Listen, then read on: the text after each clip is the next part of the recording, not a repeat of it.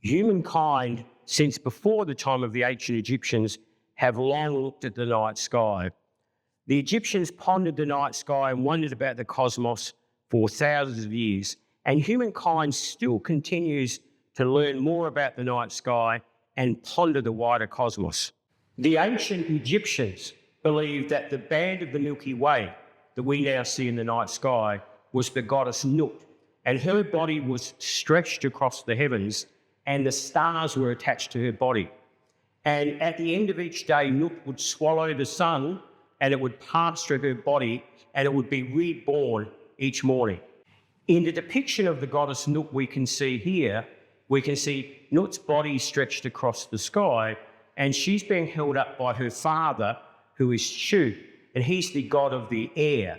Her mother was the goddess of moisture, known as Tethil, and below we can see the earth god, Ge, who was her brother and also her husband. One of the most important stars in the night sky to the ancient Egyptians is the star Sirius, and Sirius is actually our brightest star in the night sky. This star was vocalized by the Egyptians as Sopdet, and Sopdet is identified with the goddess Isis. And it was very important because when Sopdet would first rise in the morning sky before the sun, this would be when the Nile would flood and the Egyptians would know when to plant their crops.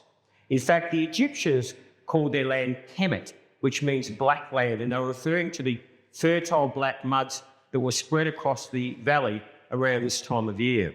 Did you know that the Southern Cross is still visible from Aswan in Egypt? And because of the precessional wobble of the Earth, in the past, the Southern Cross was actually higher in the sky, and evidence suggests that this may have been called Wati Beketi, which means the twins and two ladies. One of the brightest constellations in the night sky is the constellation of Orion, and it's seen all over the world.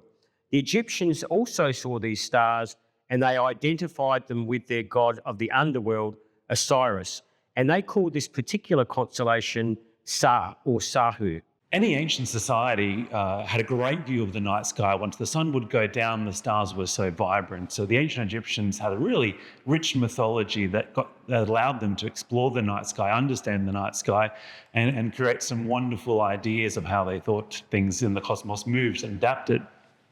I think the importance of astronomy in ancient Egypt is highlighted through the walls here in the Egyptian Room of the South Australian Museum, on the ceilings of the tombs of the Valley of the Kings, and in temples throughout Egypt where cosmologies and astronomies are always so prevalent.